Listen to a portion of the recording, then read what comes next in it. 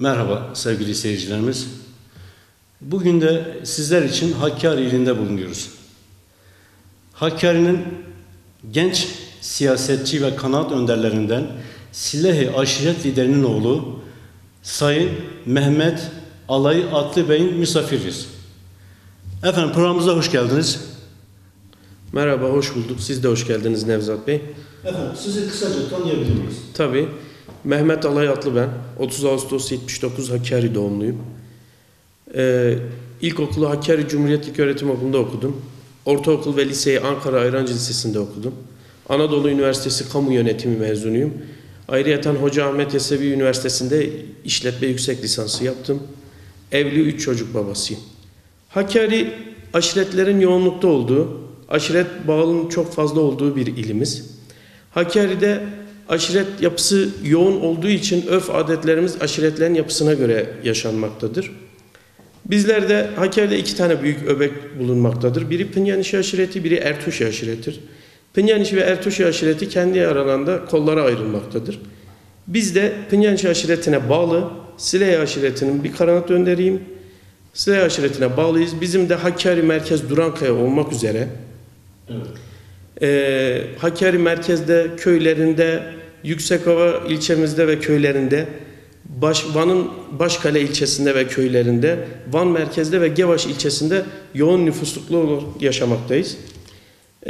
Silah aşireti kalabalık bir nüfusa bağlı bir aşirettir. Yoğun bir nüfusumuz var. Hakkari'de imalat ve üretim olmadığı için küçükbaş hayvancılığı, güvenlik koruculuğu, devlet memurluğu ve son zamanda yer yer yeni başlatılmış madencilikle yaşamını sürdürmektedir. Evet. Tabii Hakkari daha çok dediğim gibi gençlerimizin yoğunlukta olduğu bir yer ve işsizlik oranının yüksek olmasından dolayı gençlerimiz büyük illere göç etmektedir. Hakkari'de tabii İran ve Irak ülkelerine olan sınır kapılarımız, Üzümlü, Derecik sınır kapılarımızın, Esendere sınır kapılarımızın daha aktif ticarete açılması durumunda bu işsizlik oranının biraz daha düşürüleceği, Hakkari Üniversite Kampüsü'nün yapılması durumunda ve diğer doğa turizmlerinin, efendime söyleyeyim organize sanayi Yüksekova inşaatının bitirilmesi durumunda istihdam oranlarımızın bayağı düşürüleceği, yüksek olacağını, gençlerimizin işsizlik oranının düşük olacağı bir il haline geleceğini düşünüyoruz. Canlılık yaşanacaktır. Hakkari'de bizim insanımız daha çok hayvancılıkla uğraşıyor. Bizim bayanlarımız kilimcilikle uğraşıyor. Hakkari gerçekten örfüne, adetine bağlı çok güzel bir şehirdir. Hakkari'de Hakkarili insanlar yiğit, misafirperver, saygılı, örf adetine bağlı, hakikaten büyüklüğü, küçüklüğü bilen çok değerli bir topluluktur. Bizler Hakkari'de tabii çok geniş bir kapsama bağlıyız. Hakkari'de bütün herkes birbiriyle akrabadır. Her ne kadar aşiret öbekleri ayrı olsa da Hakkari'de kız alıp vermekten dolayı Hakkariler çok büyük bir aile haline gelmiştir. Silah aşireti rahmetli merhum dedem Mehmet Salih At ve Hakkari'de eski belediye başkanı merhum Hacı Reşit Keskin'in liderlik yaptığı bir aşiretti. Evet.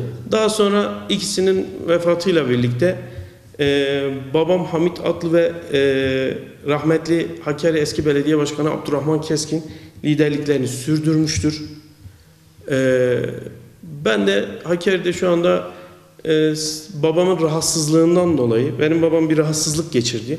Bundan dolayı şu anda babamın yürütemediği birçok faaliyette kendim yürütmeye çalışıyorum.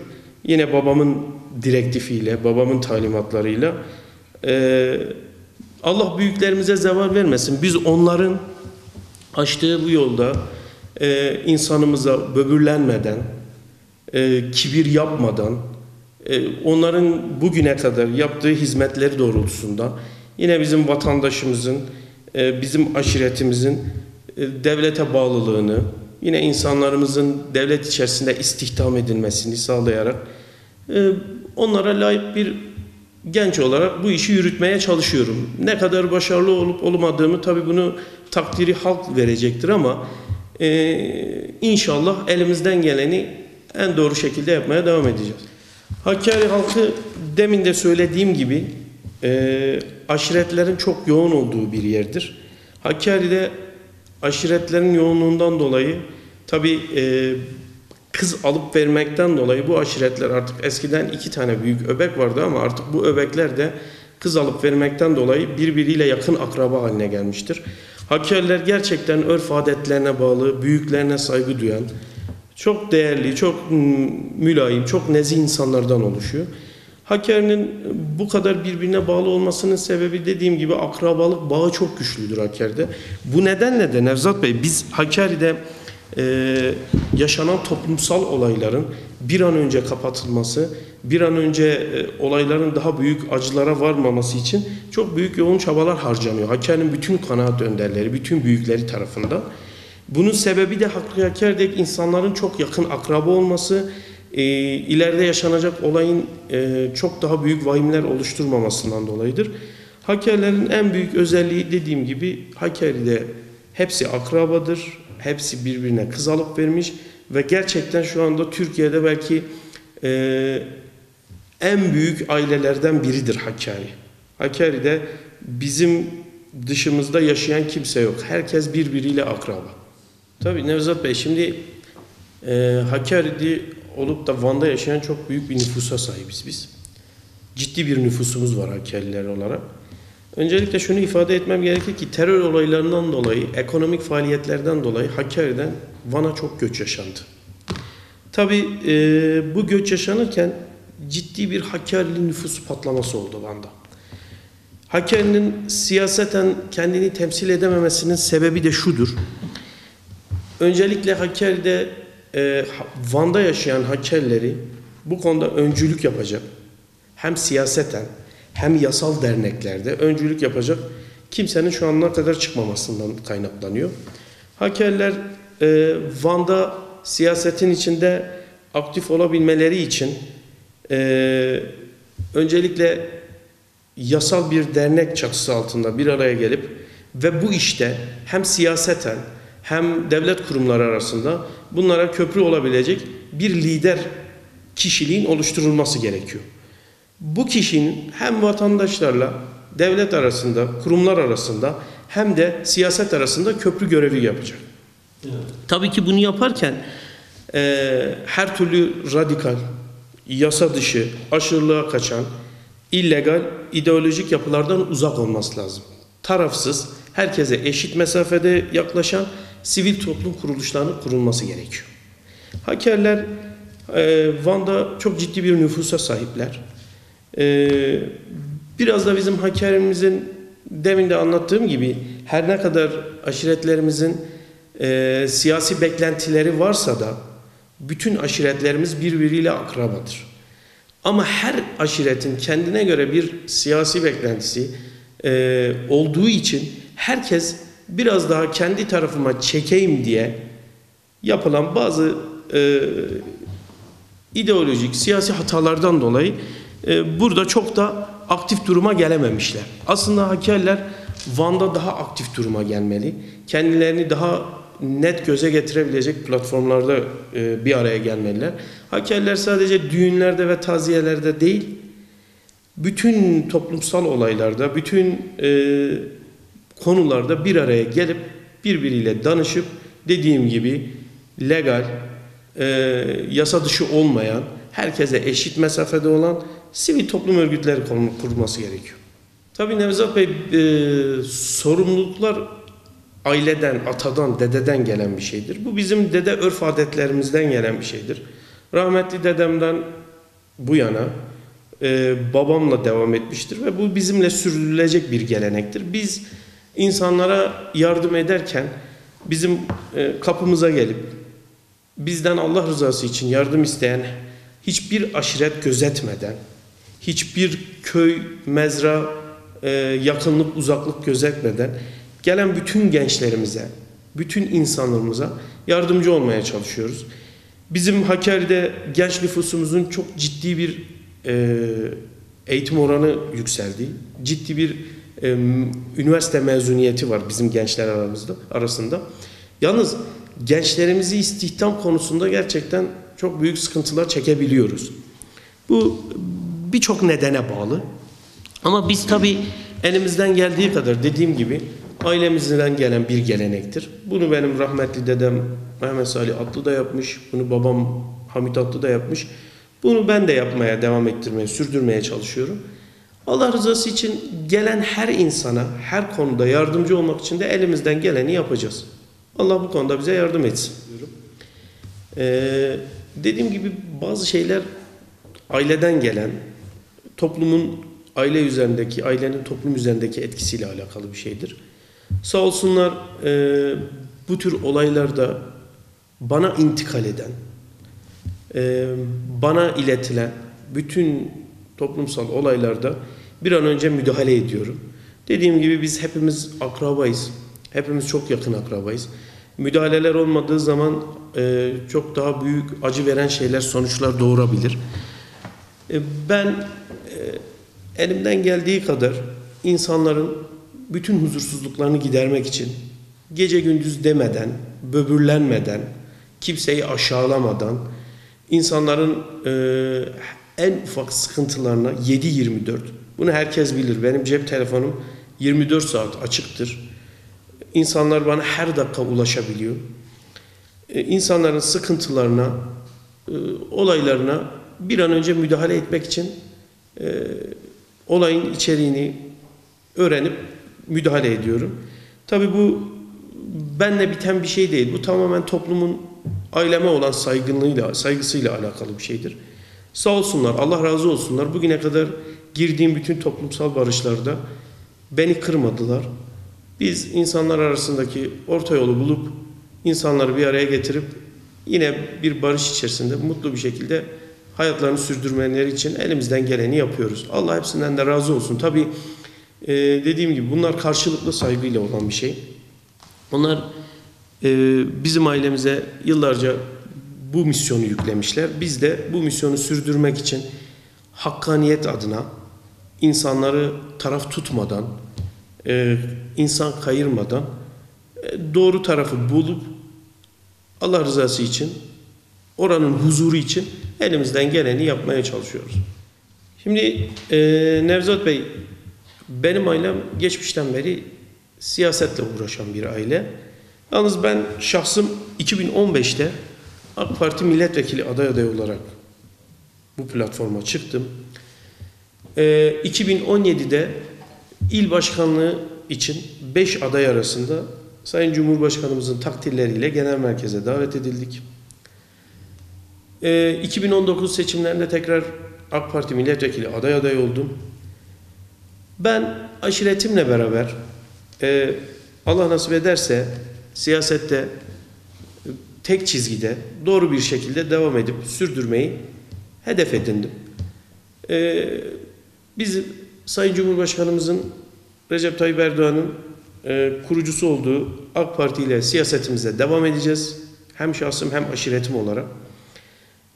Amacımız hem partimizin hem özelde ilimizin, genelde ülkemizin kalkınması için üzerimize düşen neyse nacizane biz de elimizi taşın altına koyacağız.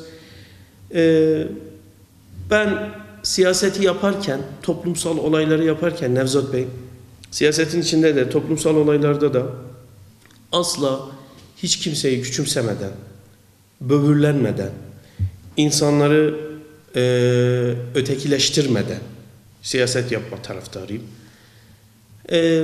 Biz Hakkari ili olarak çok komplike bir yapıya sahibiz.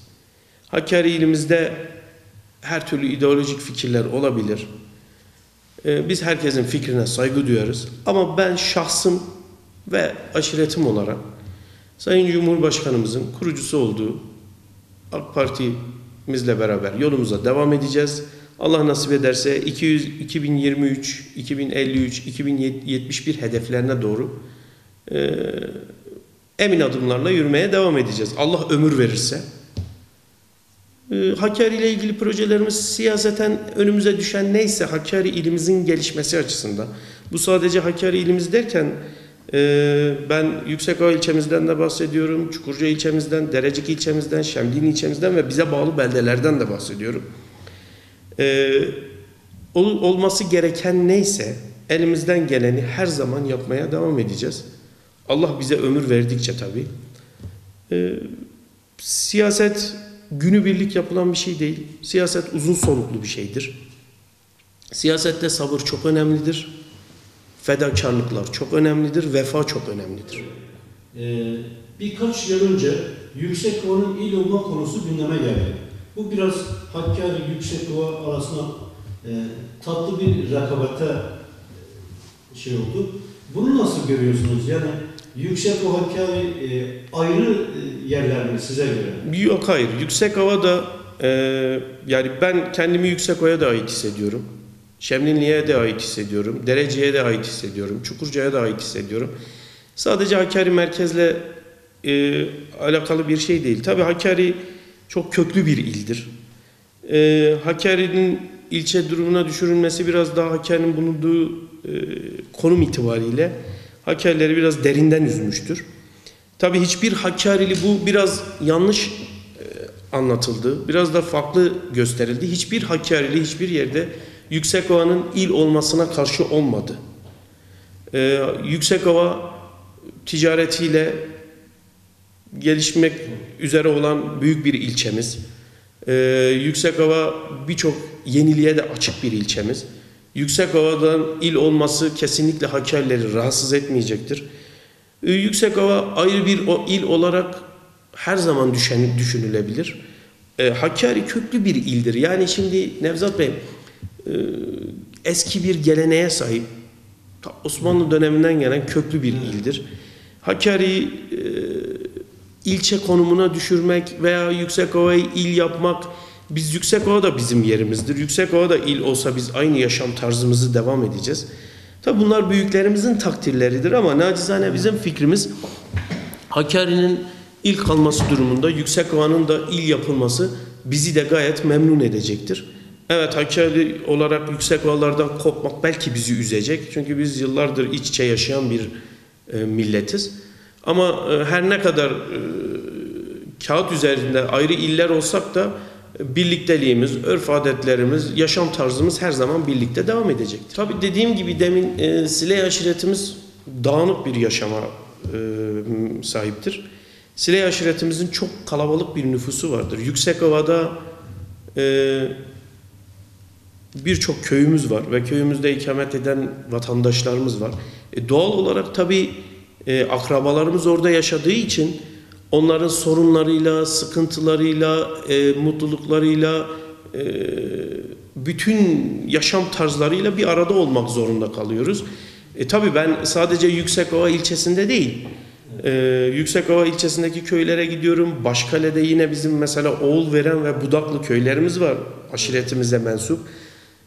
Onların da bütün faaliyetleri içerisindeyim. Bu barışları olabilir, düğünleri olabilir ya da toplumun ve oradaki yaşayan insanların malum köy yaşantılarının büyük sıkıntıları oluyor. Bunlar yol olabilir, su olabilir, aklınıza gelebilecek bütün sıkıntılarda kendileriyle kurumlar arasında köprü görevi yapmaya çalışıyorum.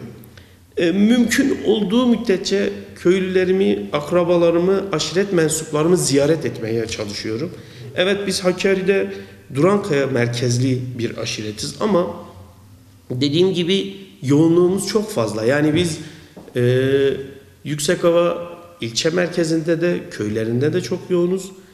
Başkale ilçe merkezinde, köylerinde de biz yoğunluğumuz var. Van merkezde de var. Van'ın ilçesi Gevaş'ta da var. Evet. Yani doğal olarak akrabaların birçok yerde olunca bütün her yere yetişmeye ve koşturmaya çalışıyorsun. Dediğim gibi Allah nefes verdiği müddetçe, Allah sağlık sıhhat verdiği müddetçe inşallah her zaman oradaki akrabalarımızla beraber hareket edeceğiz. Biz biraz şunu da söyleyeyim. Dediğim gibi Durankaya merkezli olduğumuz için, Hakkari'de merkez yoğunluk olduğu için biraz Yüksekova'daki ve Van tarafındaki Sileyleri geçmiş dönemlerde biraz boşladık. Yani şöyle, insanların hep gözü bizde oldu ama biz nüfus fazla olduğu için işte anlattığım gibi o zaman işte rahmetli dedem Mehmet Salih Atlı ve Hacı Reşit Keskin liderliği yürütüyordu. Sonra babam Hamit Atlı'yla merhum yine Abdurrahman Keskin buna devam etti. Şimdi ben de Silah-i Aşiret'in bir kanaat önderlerinden biri olarak her yere koşturmaya çalışıyorum. Her insanımızın derdini dinlemeye çalışıyorum. Dertliyle dertlenmeye çalışıyorum. Sevinciyle sevinmeye çalışıyorum. Başarılı olabiliyorsak ne mutlu bize. Bu da tamamen insanlarımızın bize gösterdiği tevazudur, teveccühtür. Allah razı olsun. Biz de onlara her zaman elimizden geleni yapmaya çalışacağız. Allah nefes verdikçe, ömür verdikçe. Evet. Şimdi şöyle arz edeyim size. Tabii ben AK Parti içerisinde siyaset yaptığım için önce kendi partimle alakalı söyleyeyim. Köklü bir parti olması itibariyle teşkilatlanma çalışmamız çok hızlı ve çok başarılı bir şekilde yürüyor. Evet, zaman zaman insanların eleştirilerine maruz kalıyoruz ama takdir ederseniz ki biz herkesi mutlu edemeyiz. Yani herkesin memnun olması gibi bir durum olmaz siyasette. Ama şunu söyleyeyim, AK Parti olarak şu anda mevcut il başkanımız, merkez ilçe başkanımız, ilçe başkanlarımız, belde başkanlarımız ve milletvekillerimiz ve belediye başkanlarımız bulundukları yerlerde hizmetin en iyisini vermek için çok büyük çabalar harcıyor. Bunu ben bizzat şahit oluyorum. Bütün bakanlıklara, bütün kurumlara, bütün herkesin kapısını çalarak kendi yerlerine bir hizmet yapabilme adına çok büyük mücadele veriyorlar. Allah yardımcıları olsun. Siyaset büyük bir sorumluluktur. Siyaset büyük bir yüktür. Siyasetin sorumluluğunu ve yükünü taşımak zordur. Siyasette demin de söyledim, doğru ve tek bir çizgide olmanız lazım. Çok yön değiştiren bir yönünüz olursa hem halk nezdinde hem siyasi partilerin genel merkezi nezdinde de bir ciddiyetiniz ve bir kabulünüz olmaz. Kabul görebilmek için her zaman dediğim gibi tek çizgide olmanız lazım. Biz siyaset yaparken hep aşiretimizin aksakallılarına danışarak yaptık. Siyaseti yaptığımız zaman. Hiçbir zaman kendi başımıza siyaset yapmadık. Hakkari özelinde söyleyeyim. Gerçekten bunu büyük samimiyetimle söylüyorum. Hakkari'de bizim parti teşkilatları için söylüyorum. AK Parti teşkilatının bütün il, ilçe, belde, merkez ilçe, belediye başkanları ve milletvekili olmak üzere Hakkari için gerçekten bir şeyler yapmak için çok büyük mesailer harcıyorlar.